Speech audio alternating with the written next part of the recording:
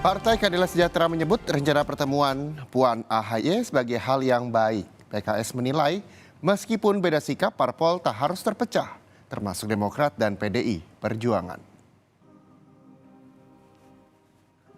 Ketua fraksi PKS DPR RI, Jazuli Juwaini menegaskan bahwa kebersamaan koalisi antara Partai Demokrat, Partai Nasdem, dan juga Partai Keadilan Sejahtera masih solid meskipun sering bertemu dengan partai lain. Kata Jazuli, ini pertemuan antara partai politik memiliki tujuan yang baik untuk mewujudkan persatuan bangsa meskipun berbeda calon presiden yang diusung.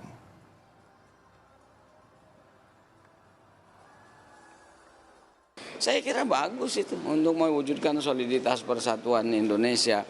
Kan pilihan pilpres boleh beda, pengusungnya boleh beda, tetapi kan bukan berarti harus berpecah belah antara elemen bangsa ini, tidak harus bermusuhan. Saya kira ini yang harus dicatat gitu loh. Jadi PKS merespon kunjungan Demokrat ke PDI, Demokrat kemana lagi atau Nasdem kemana, itu biasa, hal biasa saja. Di sisi lain, Partai Nasdem mempertanyakan pertemuan Sekjen PDIP dengan Demokrat. Politisi Partai Nasdem Saan Mustafa mengingatkan, PD Perjuangan pernah menyebut tak akan menjalin kerjasama dengan Demokrat dan juga PKS. Pertemuan yang berlangsung jelang masa pendaftaran capres pun dianggap sebagai langkah tak beretika. Kenapa pertemuan dilakukan ketika pemilu semakin dekat kan gitu loh.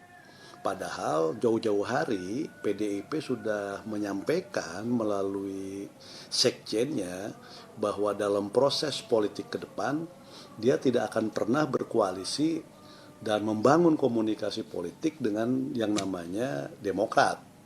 Dan juga disebutkan PKS juga kan gitu. Nah, kenapa hal itu sekarang dilanggar?